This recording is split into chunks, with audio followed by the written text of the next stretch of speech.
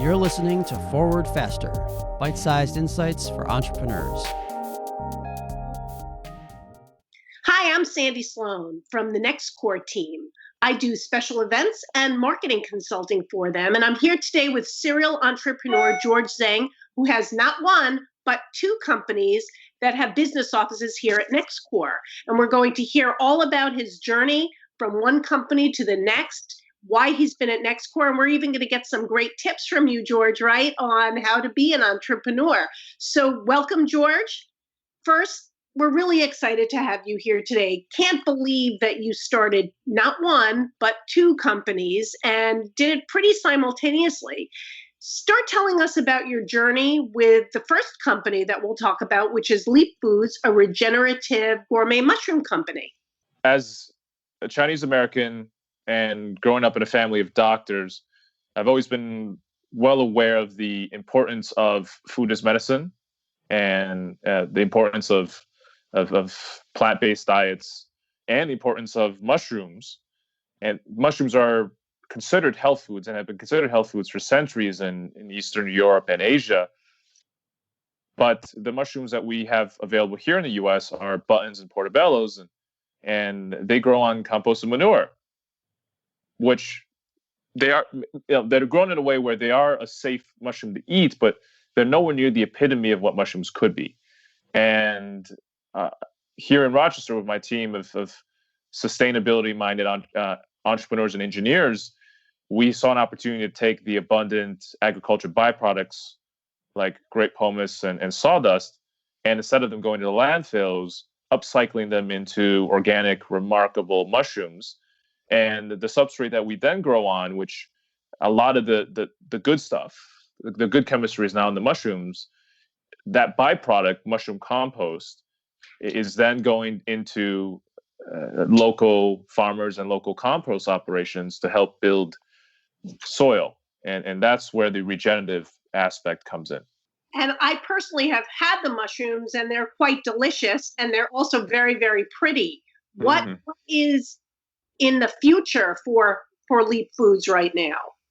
Yeah, so we are currently finishing our rebrand from Leap Foods to Rock Regenerative Farms. And we're fully preparing to be part of the regenerative organic movement. Rodell Institute, the founding member of the organic movement, and in the late 70s, has realized that the organic movement has steered off course from its original founding principles, and we have to reinvigorate and prepare for version 2 of the organic movement, known as the regenerative organic movement. And so there's three simple pillars: soil health, because without soil you have no crops, and we're running out of soil. And healthy soil, we've got 30, 40 years left, depending on the location. Equity. If you have farmers that aren't making a good livelihood on this, that's not sustainable. Third, animal welfare. And they only got a part of soil health when they first launched. And that was at a time when there wasn't any demand. But now that there is demand, we are pushing forward to continue the movement. Right. We're launching our balanced blended burgers on QVC with Iron Chef Zakarian. Wow. And Thrive Market in early June. And the product is fairly simple. We're growing our organic mushrooms on amazing substrates and blending them in with regenerative meat, grass-fed beef from South America, free-range chicken from California, farmers that share our philosophy of great food requires great people and sustainable business practices. And the result is a burger, a sausage, a meatball that has 25 to 30% less calories, the same meaty bite and flavor, with 600% daily value of vitamin D, fiber, and antioxidants that you just wouldn't get. And so you can have your mushrooms and eat it and your meat without having to have that weird squishy texture that a lot of people don't like. And we're Trojan horsing in the health benefits of mushrooms by making them really delicious and pairing them with amazing meat. And I know that your mushrooms are currently for sale at Wegmans stores. Will these burgers also be for sale at Wegmans stores? They will be. We don't have a date on them yet, just because Wegmans, along with all of the other retailers, are in crisis mode because of COVID, and they're focusing on the core. And when the time is ready, we'll begin conversations again with them. At at launch, and probably for the rest of the summer, you can find them on Thrive Market and QVC. If you don't have a Thrive Market membership, or if you haven't heard of them, please go check them out. They're the fastest growing online grocery store, or organic online grocery store in the US. It's organic, non GMO foods, high attribute foods for a fraction of the cost, delivered two day delivery to your house. That's tremendous. Really good stuff there. That leads me to my next question, which is, it's interesting that you have this mushroom company and now you have started this PPE company with protective face masks. So it seems to me like there is an intersection between the food world and the PPE world, because you have started donating for every purchase made on Herogard.com masks to food banks. So that's a wonderful marriage of the two industries, and it sort of makes sense the way one led to another. Can you talk a little bit about Herogard now, and also what you've done with the food banks for Herogard? So Herogard was started, the officially started the first week of April, immediately after the lockdowns began, to help Rochester food essential businesses like Wegmans, Love Beats, FoodLink, and us protect our essential workers as the pandemic was just picking up speed. And so I spending 4 years of my life, 4.5, envisioning the future of a better meat industry through mushrooms. And all of a sudden that dream was almost unattainable, because of the pandemic.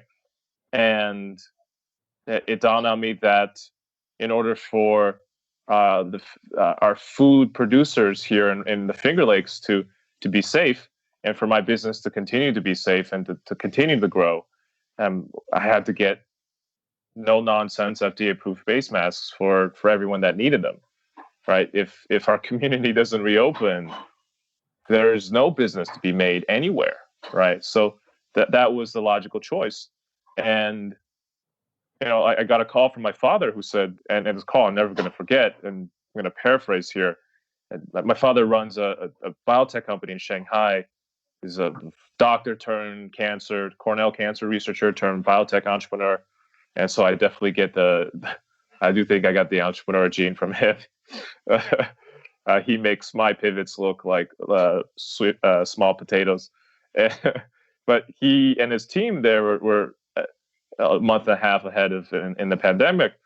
And he said, George, after looking at the early genetic sequences of this novel, SARS-CoV-2, that's not looking good, right? They're features similar to HIV, which means it's going to be a hard sucker to defeat, and the spread is too fast to have, to not have microparticulate spreading involved, right? And we need to get Rochester face masks now, like medical face masks now. And I've found the best manufacturers in China.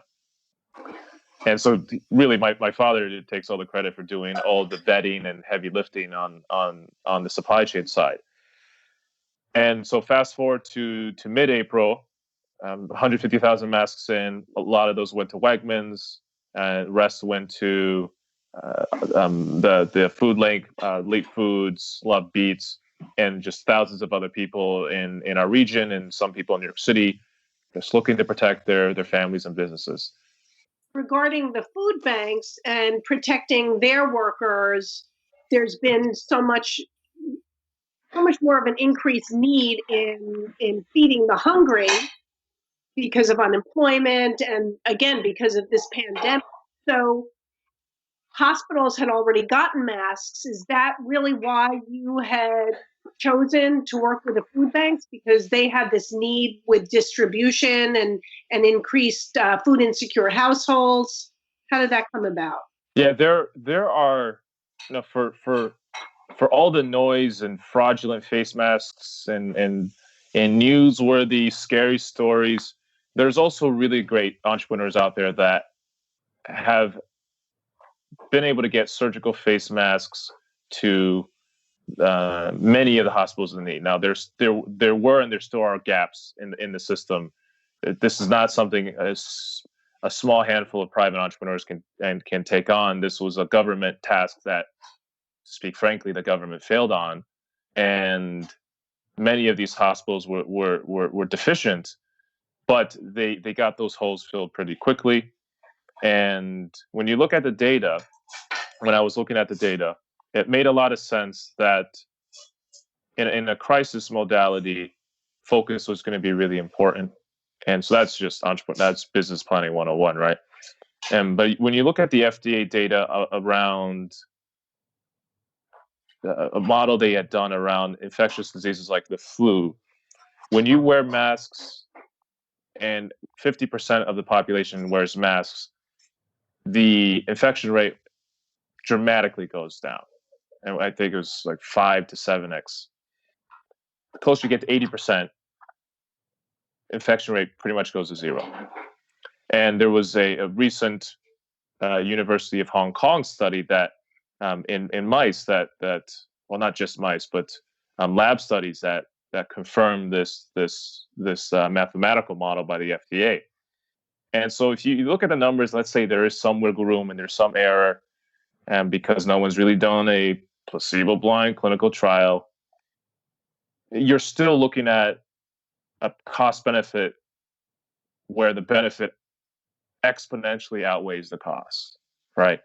And that means, and furthermore, in light of as we learn more and more about how this virus really functions, it became more apparent that truly asymptomatic and pre-symptomatic patients were part of the spread. Maybe not the largest percentage, we don't know that for sure yet, but a good part of it. And if you look at the genetic sequencing of the genetic trail of how the New York hotspot started, this wasn't like plane loads of people that were sick coming over. It was one or two people. It started with small, literally a tiny droplet that rippled into a tsunami, right? And if we don't take that lesson into account, then we're going to get second and third waves, and this patchwork pandemic is going to continue rippling with continued societal damage. And that means you have to get masks, proper face masks, to as many people as possible. Now, face cloths, face coverings are better than nothing. And if we had the supply chain, if the world was ready, we wouldn't have to have cloth masks to supplement. But the truth is, the filter materials that make up these filtration masks, medical face masks, are so hard to make, are incredibly hard to make.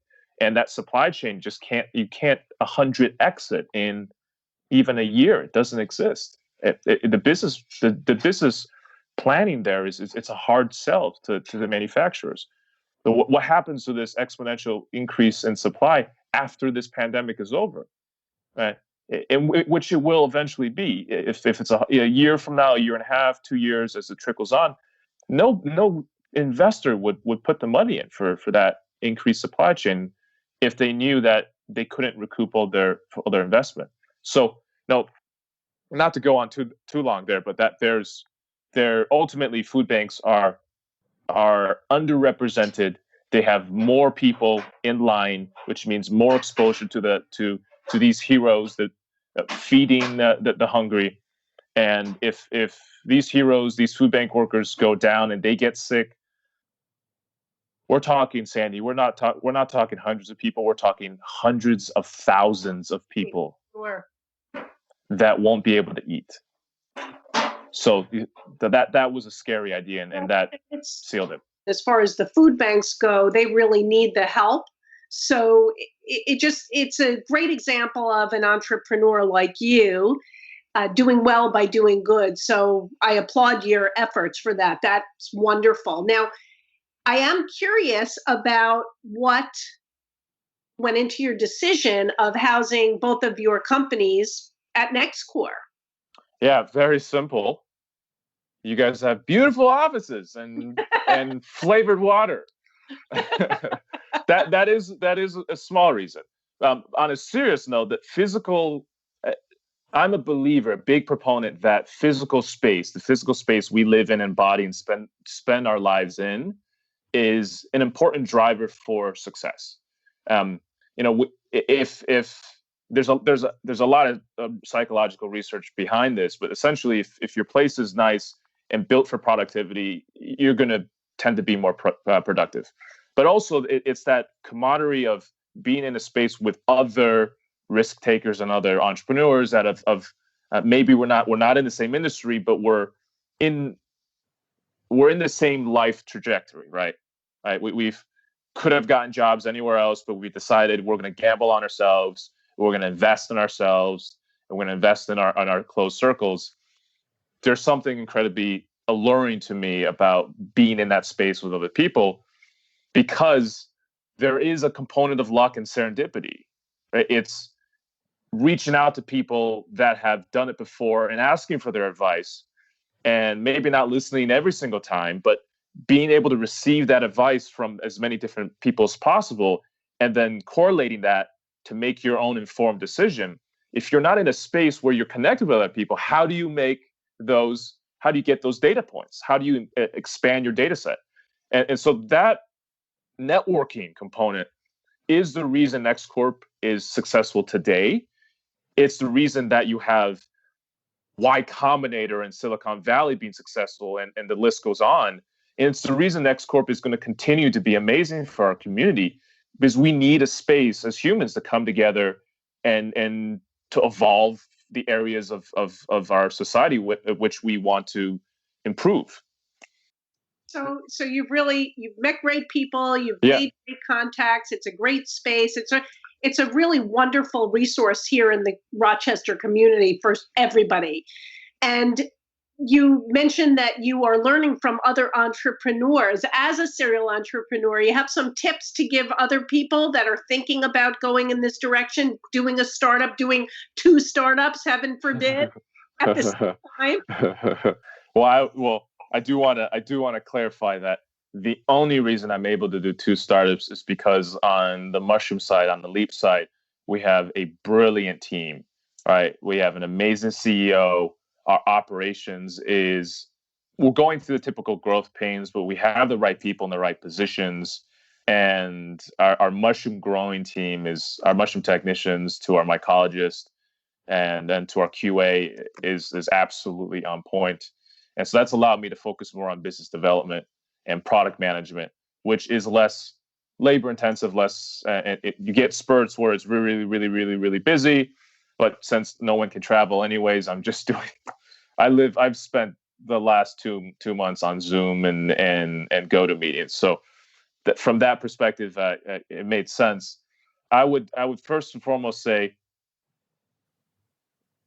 I'm trying to remember who said this. I do believe it's in one of Basil's favorite tools, which is if you have any new ideas, you should always look at it as a hypothesis, right? And learn, take a page out of the book from what scientists do. Treat your idea as a hypothesis, and so you will then go about spending your time trying to prove it wrong, and do it in stepwise fashion. Whereas there's a $5 experiment, $50 experiment, 500. Because your job as an entrepreneur is to spend the least amount of money to get the furthest distance faster than your competitors, right? And if you jump off a cliff and you choose a path before testing, there's a high likelihood you're gonna fail and spend resources that you didn't need to, right? And so think of it as a hypothesis, and spend your time empirically collecting information, and if in fact you're not able to prove your hypothesis wrong, and it's the opposite, then you have a investable thesis, right? You have a business model that you yourself and your team can really objectively get behind, And if you're able to do that, then investors and your customers and everyone else will follow. So I would say that's the biggest one. Not don't take the leap or take the leap. Everyone's journey is different, but just make sure you're arming yourself with that hypothesis framework. Second one is like be your own devil's advocate. Yeah. Okay. And listen to other people as devil's advocate, and be open to critique. But then also you have to be careful of listening and acting on everything everyone says. You're inevitably going to get conflicting data points, and your job as the entrepreneur is to embody the customer's voice. And the only way to do that is to talk to customers, is to do market research. And NextCorp has actually helped me out on learning some of these skills from a seminar standpoint. So what I'm going to shout him out. Matt Foley is really been he was one of the first ones that really helped open my eyes out how to do this objectively. Second thing is, make sure that you are staying connected with whatever passions and people in your life that bring you true joy. Don't let the story of this company be the driver of your journey, right? It's going to be it's a critical part, because we spend 70, 80 hours a week for 3, 4, 5 years with no returns, and you're not seeing friends, you're missing birthdays, you're missing bachelor parties. But at the end of the day, you have to recognize that that's not sustainable, right? You have to get your company to a place where you can rekindle and rebuild and strengthen those personal connections, because money's important, but it's just a tool, right? And at the end of your life, do you really want to be super, super wealthy with no people that will remember you? Or would you rather have made an important impact on the lives of those people that matter the most to you? My personal opinion is it should be the latter, right? Balance. So Balance it's you got to find that balance. Well, Yeah. you know what? You are so wonderful that you have done these 2 companies. You have surrounded yourself with other people that in their own respective disciplines are smarter than you are, and you let them do what they're good at. Definitely. And it's all part of the journey. We're so happy to have you here at NextCorp. But I know that you have a joke that you want to tell. the ripple. What are the similarities? Because everyone's saying, how the heck did these 2 things get together? What are the similarities between mushrooms and masks? And the answer is, George? Oh, I'm sorry. Oh, okay. Hold on. I gotta. Obviously, not a comedian for a living. Mushrooms grow on soil and substrate, dead substrate, and masks prevent you from being dead substrate. and going into the soil. And going into the soil. And this is great information. It was great fun talking to you. If you want to learn more, since both of your companies are spelled in different ways, is LEEP foods.com, and that will be changing, but LEEP foods.com, and Herogard is HEROGARD.com. And everybody, you can find George right here at NextCorp, doing his thing and networking and learning more about his business. And if you want to get to see more Forward Faster podcasts, go to NextCorp, and that's also spelled differently, nextcorps.org/podcast. So thanks for being with us here today on Forward Faster, and all the best to you, and thanks for what you're doing, George. Thank you, and thank you to the NextCorp. Thanks for having me. Bye.